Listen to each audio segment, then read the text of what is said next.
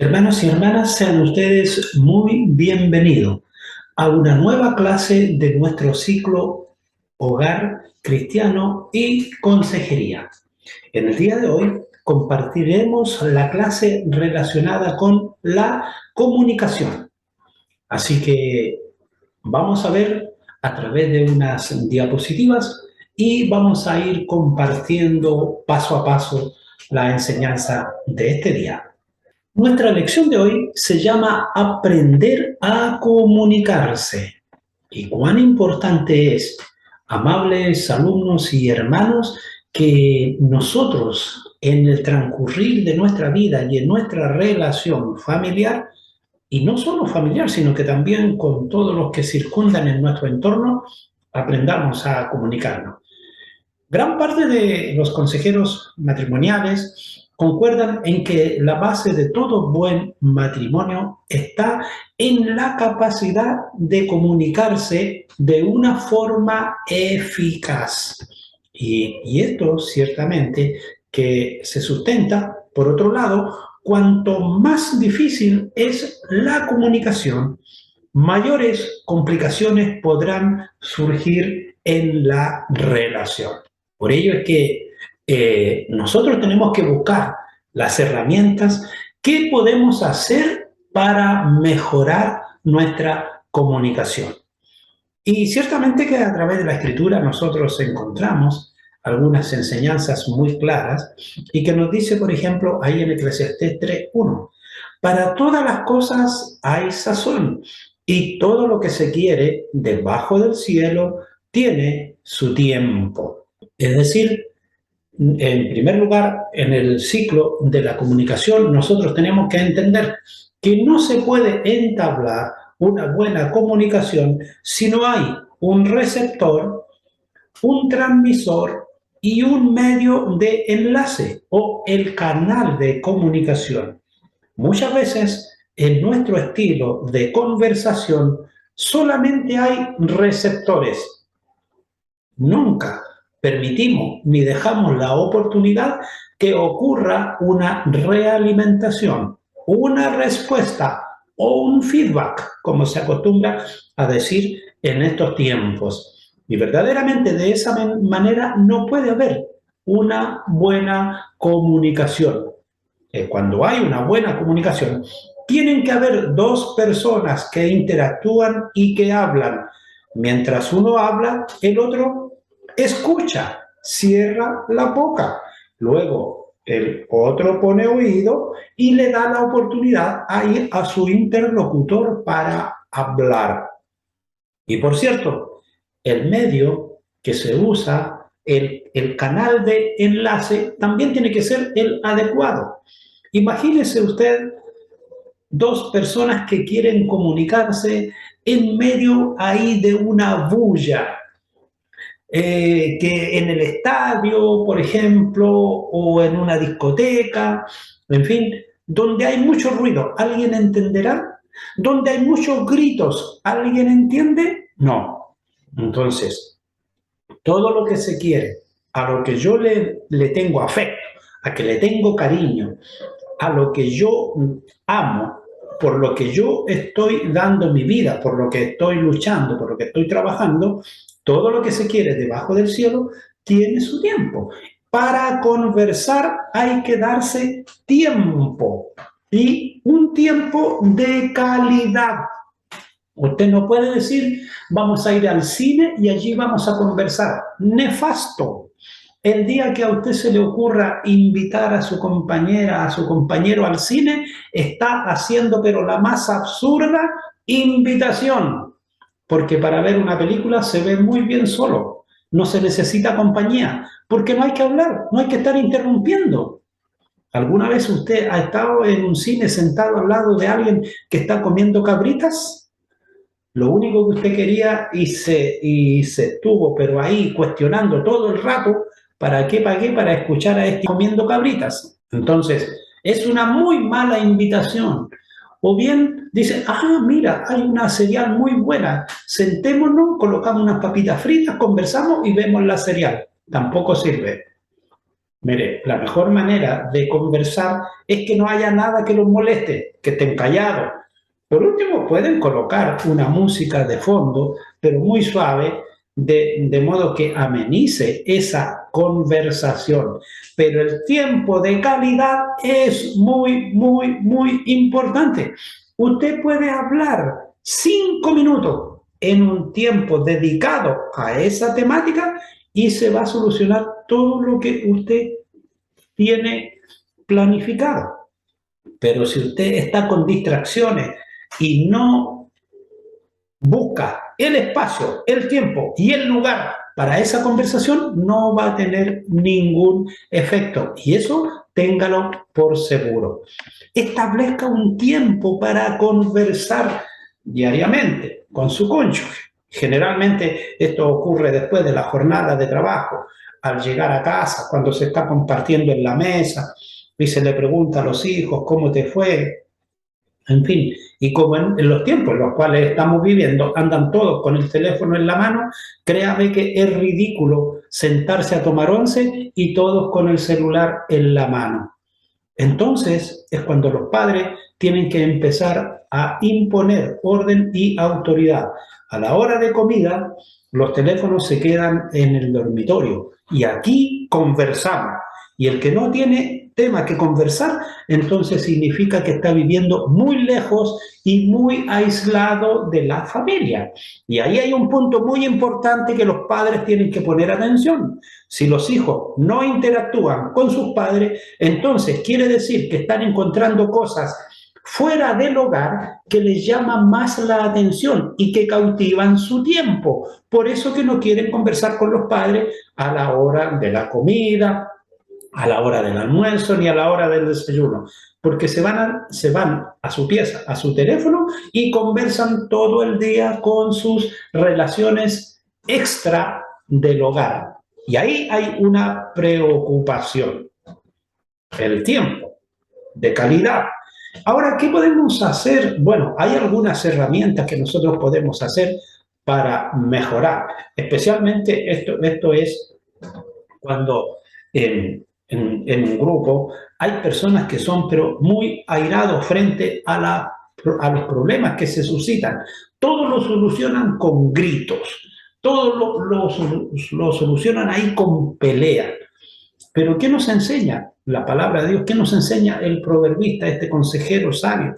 Dice que la blanda respuesta quita la ira, más la palabra áspera hace subir el furor.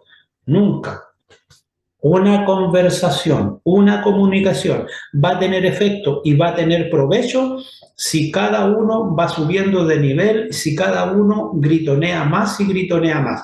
No se llega a ninguna parte.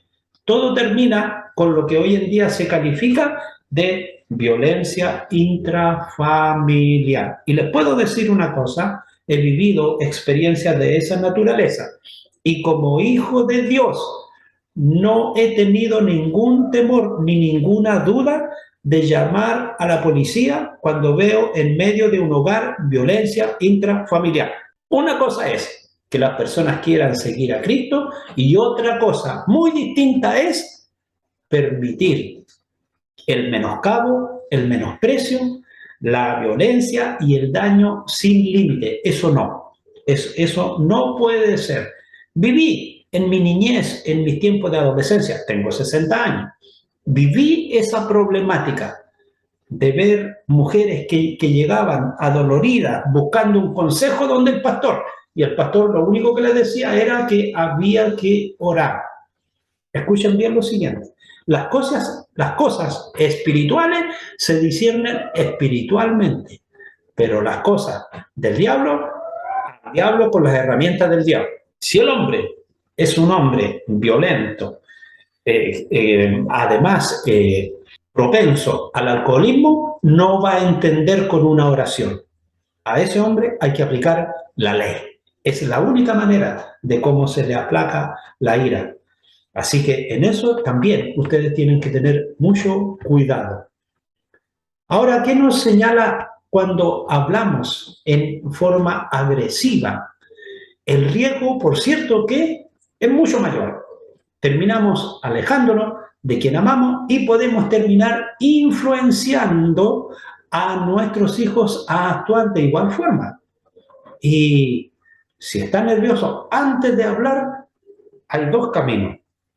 Si usted no sabe controlarse cuando habla, entonces es mejor que mantenga silencio y que diga: ahora no te voy a responder, pero cuando haya pasado este tiempo te voy a responder, pero ahora no. Pero sabe, pero hágalo, hágalo. Tiene que hablar, no se puede quedar callado, no se puede quedar callada, porque ¿sabe qué es lo que ocurre? Se va acumulando gas ahí en ese cilindro del remordimiento, de la rabia, en ese cilindro de la decepción, y pronto, en algún momento, va a explotar y ese fuego y ese daño va a ser incontrolable y perjudicial. Por lo tanto, hay que tener mucho cuidado cuando se enfrentan situaciones de conflicto. Ciertamente que Santiago 1:19 nos dice: por esto, mis amados hermanos, todo hombre sea pronto para oír, tardo para hablar, tardo para airarse. ¿Por qué habla la palabra del Señor de ser tardo para hablar? No tenemos que responder inmediatamente. No, tenemos que escuchar primero y luego examinar en nuestra conciencia lo que vamos a responder para no seguir aumentando el enojo. Tardo para hablar. ¿Y por qué no menciona la palabra del Señor que tiene que ser tardo para airarse? Bien dice la Escritura, dice, por ejemplo, cuando nos habla acerca de el cuidado con nuestros hijos, dice: airaos, dice, pero no pequéis, porque la ira, amables oyentes, es esa ira que se entroniza en nuestra conciencia, nos lleva a hacer cosas de las cuales después, aunque querramos pedir perdón y arrepentirnos, nos cuesta mucho salir de ello, porque la ira nos hace perder el control. Ese es el verdadero trasfondo de cuando dice que tenemos que poner oído, pronto para oír, tardo para hablar o mesurado para hablar, pero más calmado todavía para airarse. Es decir, que la ira debe ser lo último que debe estar en el escalón de la conversación. Todo hombre sea pronto para poner atención.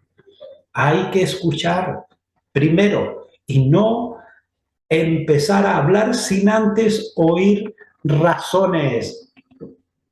Porque una de las mejores tácticas para obtener una comunicación eficiente es escuchar más y hablar menos. Ahora, ¿por qué ocurre esta situación de que la persona muchas veces quiere interrumpir y no deja hablar? Porque es muy tutú. Nuestra conversación no tiene que ser tutú. Nuestra conversación debe girar en torno a nosotros. Lo que pasa que tú dijiste, lo que pasa que tú lo hiciste, lo que pasa que tú, lo que pasa que tú y lo que pasa que tú. Siempre estamos limpiándonos y buscando al culpable. Pero el distinto es cuando nosotros decimos: yo pienso que esta situación nosotros la debiéramos de ver yo estoy mirando desde esta manera. Me gustaría que tú también pudieras encaminarlo así. Nosotros tenemos que hacer que estas cosas funcionen de como queremos hacerlo. Pero cuando usted se desglosa de toda responsabilidad y siempre está mirando a su interlocutor como culpable, entonces usted está actuando como un fariseo. A los demás le aplica la letra, a los demás le aplica la ley, porque usted no tiene ningún pecado. De modo que tenemos que tener cuidado, debemos saber escuchar antes de mostrar nuestros argumentos. Proverbios 25:11 nos señala un hermoso pasaje de cómo podemos hacer mejorar nuestras palabras. Manzana de oro con figura de plata es la palabra dicha como conviene. Mire, usted puede tener pero un gran dilema, pero si usted ese dilema lo presenta con palabras sabias y que alcanzan más que el oído, llegan a la mente, a la conciencia, al pensamiento de su interlocutor y lo hacen cambiar, esa palabra es agradable y logra el propósito. ¿Cuál es el propósito de la comunicación? Mejorar la relación. Ese es el propósito de la comunicación. La manera de hablar es tan importante como lo que se dice. Usted no saca nada con hablar gritoneando ni nada. Es mejor que hable calmado, que hable con calma y que esté consciente de lo que está diciendo. Porque usted no es un niño, es una persona adulta, es una persona con una conciencia formada. Por lo tanto, eso de andar después, pucha, perdóname, es que no lo quise decir así, es que yo pensé, es que yo creí. No. Esas son niñerías de adolescente malcriado, así de simple. Por ello es que tiene que pensar. Y es tan importante lo que uno dice, porque depende de la forma, de la manera en que uno lo dice. Hay palabras que se dicen con autoridad, pero para ello no se necesita gritonear. Simplemente se dice con autoridad. Eso es todo. Te dije que no hicieras eso. No, es que no tienes que hacerlo porque si se cae se rompe, etc. Y si el niño persiste, tomo el objeto y evito, ¿qué cosa? Un daño mayor, que ese objeto se rompa. Pero, no, es que el niño se puso a llorar. ¿Y por qué se puso a llorar? ¿Pero por qué se lo quitaste? No. En la enseñanza, en la disciplina, no tienen que ponerse los padres a discutir delante de su hijo. Los padres tienen que conversar a solas. Mira, cuando yo esté haciendo algo, si tú ves que está mal, llámame y dime cómo lo debo hacer, pero no nos pongamos en ridículo delante de nuestros hijos. Ahora, cuando nosotros miramos qué pasos importantes es necesario dentro de una buena comunicación, dice Juan 2:25, y no tenía necesidad de que alguien le diese testimonio del hombre, porque él sabía lo que había en el hombre. Es decir, cuando hay una buena comunicación, el esposo, la esposa, o aún en medio de un grupo, las personas inmediatamente se dan cuenta qué es lo que se quiere decir y hacia dónde quiere ir. ¿Por qué? Porque la persona que está hablando conoce perfectamente cuáles son las cosas que le agradan y cuáles son las cosas que le desagradan. Por ejemplo, a mi esposa le desagrada que yo deje cosas fuera de lugar. No, eso le desagrada. ¿Por qué dejaste el pijama en tal parte? ¿Por qué dejaste la toalla en tal parte? ¿Por qué no pusiste esto en su lugar? ¿Por qué dejaste los zapatos tirados y no los lustraste? Cuando nosotros verdaderamente entendemos y conocemos el comportamiento, la idiosincrasia de nuestro interlocutor, entonces nuestra comunicación es eficaz y es efectiva. Es importante conocer a nuestro cónyuge. ¿Sabe usted cuáles son aquellas cosas que a su cónyuge le gustan y cuáles son las que menos le gustan? Podría hacer una lista y estoy seguro que se va a sorprender de ello. Recuerde que la comunicación no es solo lo que se dice. Antes de molestarse por algo que le dijeron, trate de entender y reconozca los motivos que causaron aquella situación que le están encarando. Si su esposa le reclama que usted no le da atención a la familia, note que por detrás de esa acusación está el pedido de ella de pasar más tiempo con usted. Y aquí hay algo muy importante que nosotros también debemos de entender como alumnos, Y eso es lo que ocurre muchas veces en la vida pastoral. El pastor puede ser muy buen pastor delante de la comunidad, pero el pastor tiene que partir siendo buen pastor en su casa. Y como es en su casa, va a ser el reflejo en la iglesia. Muchas veces nosotros tomamos la parábola de los talentos y hablamos de ella. Oh, 5 talentos, fabuloso, dio mucho. Y tenía uno y lo enterró. Claro, para el resto del mundo, el pastor tiene 5 talentos, muy importante, muy buen administrador, famoso. En su casa tenía uno y lo enterró. Y cuando se dio cuenta y lo quiso descubrir, ya estaba podrido. De modo que tengamos cuidado en eso. Y si un día pierde el control, ¿qué puede hacer con la comunicación? Si confesamos nuestros pecados, Él es fiel y justo para que nos perdone nuestros pecados y nos limpie de toda maldad. Es importante que usted pueda reconocer aquellas cosas que no hizo bien y no solamente limitarse a, bueno, tengo a Dios que me perdona. No, antes de Dios, porque Dios está distante de usted, que lo siente a través de su Espíritu Santo, está bien. Pero antes de Dios, usted tiene a alguien a su lado, al frente, que está permanentemente compartiendo con usted, su prójimo, su esposa, su esposo, su padre, su madre. Entonces, lo primero que tiene que hacer es confesarle a ellos.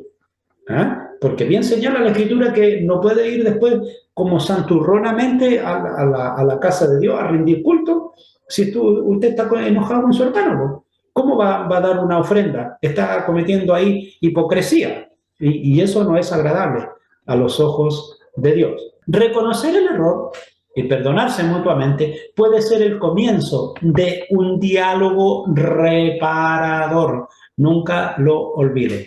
Dios también desea comunicarse de forma eficaz con nosotros. Cuando oramos, hablamos con Dios. Cuando leemos su palabra, Él nos habla. Mire, nosotros aplicamos perfectamente en nuestra oración con Dios la función sacerdotal. Y cuando leímos su palabra, Dios usa para con nosotros la función del profeta. ¿Por qué razón? Porque la Escritura nos trae a nosotros la palabra de Dios. Así que hay algo ahí que tenemos que tener muy bien claro sobre la oración, que nos muestra ahí 1 de Pedro 4:7. Mas el fin de todas las cosas se acerca. Sed pues templados y velad en oración. Nos llama a cada uno de nosotros a que en nuestra forma de actuar, en nuestra forma de ser, tengamos esa mesura, ese control sobre nuestra vida, ese temple, y que velemos, dice, tal como señala la Escritura, en oración. Y velar en oración no significa no quedarse dormido. Velar en oración significa estar permanentemente con nuestra mente en contacto con Dios. Ciertamente que nuestra confianza tiene que estar en Dios. ¿Y cómo conversamos con Dios? Con Dios no conversamos diciéndole el Padre Nuestro. Ese es un ejemplo que dejó nuestro Señor Jesucristo. Con Dios conversamos expresándole las cosas tal como las vivimos y las sentimos. Y si nosotros colocamos nuestra confianza en Dios, ciertamente que Él nos va a responder. Porque dice, pedid y se os dará, buscad y hallaréis, llamad y se os abrirá. Tiene que haber, en primer lugar, una disposición de parte nuestra. Nuestra voluntad tiene que estar en la mirada de Dios. No podemos simplemente quedarnos sentados, pierna arriba, y bueno, mi Dios que es tan grande y todo lo sabe, Él me suplirá. No dice eso la Escritura. La acción va primero de parte del necesitado. Pedir, buscar, llamar.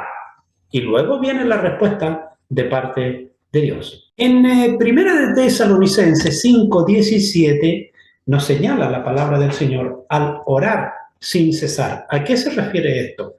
Que en nuestra vida, en nuestro desarrollo, nuestra vivencia cotidiana, cualquiera que sea, tiene que estar en nuestra mente de que Dios está actuando sobre nosotros. Eso es lo que a eso nos llama. Daniel 6:10 nos muestra un hermoso ejemplo. Y Daniel, cuando supo que la escritura estaba firmada, entró en su casa y abierta la ventana de su cámara que estaban hacia Jerusalén, se hincaba de rodillas 3 veces al día y oraba y confesaba delante de su Dios como lo solía hacer antes. Es decir, hay una comunión permanente. Muchas veces los creyentes tenemos ese mal hábito. Solamente oramos cuando tenemos la necesidad y después se nos terminó. Pedimos la oración cuando tenemos a alguien enfermo en casa y después se nos olvida. Pero nos muestra aquí este joven Daniel que estaba viviendo un tiempo de exilio y estaba trabajando en la corte del rey Nabucodonosor, cómo él mantenía lejos de su tierra, mantenía sin embargo su comunión con Dios. Y lo hacía como él había aprendido. Delante de él se dobla toda rodilla y toda lengua confiesa a Dios sus culpas. Ahora, en Santiago 5:16 nos dice, confesad vuestras faltas unos a otros y rogad los unos por otros para que seáis sanos. La oración del justo, obrando eficazmente, puede mucho. Esto nos está enseñando a cada uno de nosotros la manera que tenemos de comunicar con Dios nuestra necesidad, y es a través de la oración. Qué importante es que los matrimonios cristianos, antes de llegar a un juez de familia, primero puedan ponerse juntos a pedir a Dios por la solución de su problema y no buscar primero un abogado y después un juez para que dirima sobre ellos. Cuando la palabra nos dice que cómo es posible que nosotros llevemos lo nuestro a los incrédulos. Ahora, ¿qué nos señala Juan 17:17? Santifícalos en tu verdad. ¿Y cuál es esa verdad? La palabra del Dios viviente. Cuando usted y su entorno familiar gira su vida en relación a la palabra de Dios, entonces ven también bendición y ven solución en medio de los conflictos. Romanos 15:4 nos señala muy bien y dice, porque las cosas que antes fueron escritas, para nuestra enseñanza fueron escritas, para que por la paciencia y por la consolación de las Escrituras tengamos esperanza. Ahora, ¿qué nos dice a través de Romanos 10, pero el verso 17? Señala lo siguiente. Luego la fe es por el oír y por el oír la palabra de Dios. Pongamos siempre atención a lo que Dios nos quiere enseñar, porque cada uno de nosotros fuimos creados con la capacidad de comunicarnos y Dios quiere comunicarse diariamente con nosotros, pero somos nosotros en esta vida vertiginosa y agitada que llevamos a diario los que evitamos el comunicarnos con Dios. Nos levantamos, pero hacemos todo lo nuestro. En cierta oportunidad una persona me dijo, es que yo no tengo tiempo para orar, porque yo me levanto muy temprano, tengo media hora para hacer gimnasia y luego yo tengo que prepararme para irme a mi trabajo. Así que yo no tengo tiempo para orar. Créame que esa persona que me dijo eso, hoy en día es como un sepulcro, porque desechó lo más hermoso, desechó la llenura, la grandeza del Dios eterno, por privilegiar su egoísmo, su vanidad. Amables alumnos y hermanos, antes de concluir tengo unos apuntes más que quiero compartir con ustedes sobre la comunicación. Entre los apuntes que tengo para compartir en mis clases de consejería, quiero compartir con ustedes algunos modelos erróneos, inadecuados, inapropiados que encontramos en una relación matrimonial a los cuales hay que prestarle cuidado. Y, por ejemplo, ¿cómo es el comportamiento en una relación donde uno parece ser la paloma? Este tipo de comunicación siempre es una de las partes en la que todo lo apacigua para que el otro no se enfurezca. La más sumisa opinión es, si tú estás contento, yo también. No me parece bien, nadie haría lo mejor que tú, mi amor. En este modelo, la paloma siempre intenta conformar al otro. Continuamente se está disculpando, incluso por cosas mínimas. Se supone que habrían enojado al cónyuge. En la iglesia esto es recurrente y común, hasta se confunde. Mi esposa no me entiende, mi marido no me entiende, pero la realidad es que la paloma se acostumbró a ser paloma y el final será desastroso y tarde para hablar. La paloma, en su esfuerzo por evitar el conflicto a todo precio y mantener la seguridad y la estabilidad emocional, fíjese que hasta renuncia a la intimidad. Querer mantener la paz a cualquier precio tiene un alto costo. El segundo modelo erróneo representa a las personas agresivas y con una fuerte personalidad, pero tienen una falencia interna, es que ocultan con su personalidad, emocionalmente son muy débiles. Se sienten mal con ellos mismos cuando tienen a alguien que les obedezca o lo rebajan, se sienten mucho mejor. Este paradigma lo representa el halcón. Todo lo tipifica, es culpa tuya, tú eres el insensato, yo soy genial. El halcón culpa de todo al cónyuge, es el jefe, el dictador, el infalible. Nunca haces nada bien, todo lo echas a perder. Sin ti todo estaría perfecto. No sé cómo puede ser tan imbécil. El halcón desarrolla este modelo conductual para contrarrestar algo interno, su fragilidad. Su interés está en su propio juicio. No le importa lo que piense la otra persona. Hay un tercer modelo que caracteriza a los tercos y a las tercas y se caracteriza por ignorar las acciones y los comentarios del otro, sobre todo cuando son desagradables o no le benefician. Este mal ejemplo de comunicación se representa a través de la avestruz. Su lema es: mátalo con la indiferencia. Nunca se atreve a responder en forma directa a su interlocutor. No quiere responder negativamente, sino que no responde. Siempre desvía la conversación hacia algo que no se relacione con lo dicho por su cónyuge. Es un activista, parlotea y parlotea sin sentido. Le gusta actuar deseoso de estar en actividades incesantes y cosas que no se relacionan entre sí. Le gusta ocultar el verdadero sentido de lo que dice. El cuarto modelo, y por cierto, tampoco es beneficioso, se caracteriza por ser un individuo tranquilo, sereno, impasible. Jamás muestra sus sentimientos, habla lo justo, no reacciona cuando su cónyuge está en desacuerdo. Se parece más a una computadora que a una persona. Este es el modelo conocido como el búho. Su lema es: seamos razonables. Para todo tiene una respuesta lógica. Da detalle ante cualquier pregunta que se le haga.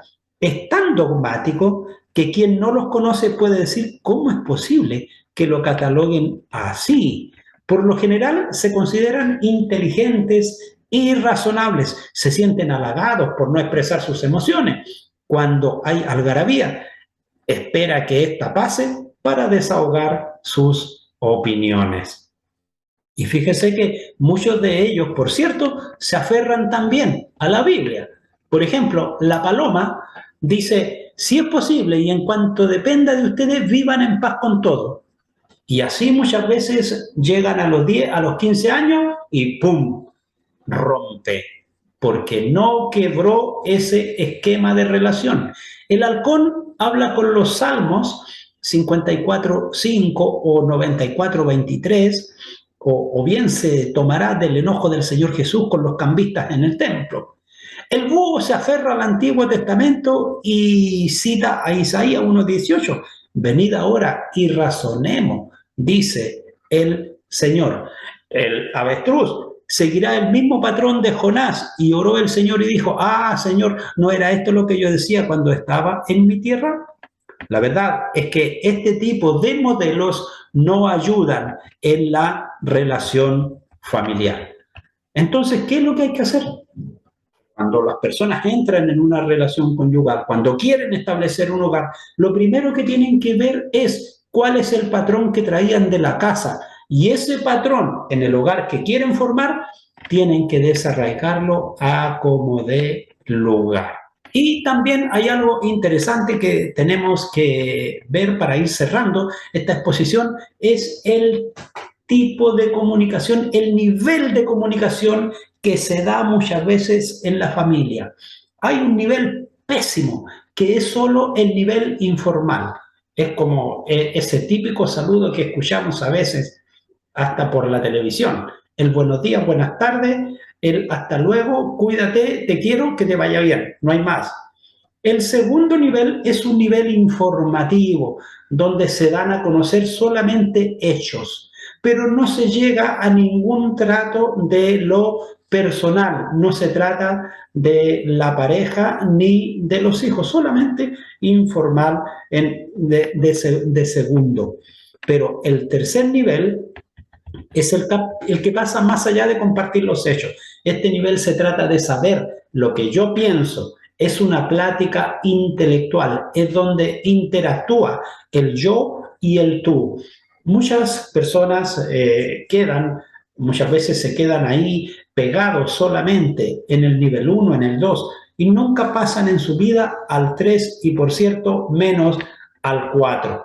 El nivel 4 es donde está el diálogo de las emociones, donde logramos descubrir qué es lo que le pasa verdaderamente a nuestro cónyuge cuando nos expresan alguna preocupación, alguna situación de dolencia, una enfermedad, una inquietud muy personal.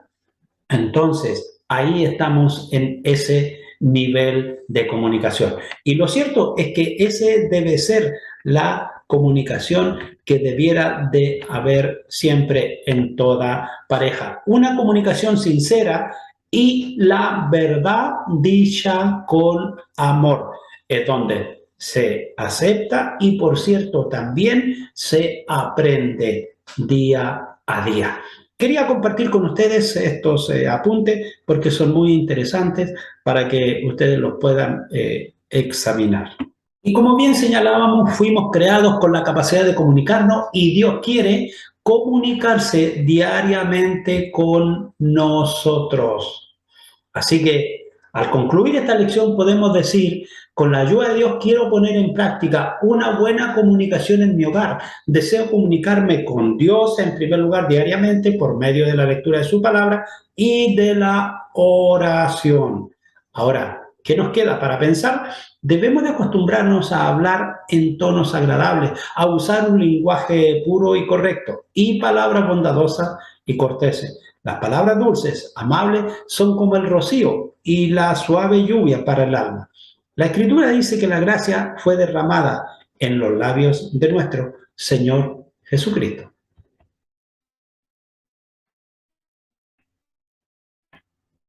Para saber decir al abatido una palabra de aliento, allí Isaías 54 dice, y el Señor nos insta, procuren que su conversación siempre sea agradable y de buen gusto, que sean de bendición para los oyentes. Colosenses 4:6 y Efesios 4:29. Y así, de esta manera, estamos concluyendo nuestra segunda lección de consejería y hogar cristiano. Dios les bendiga.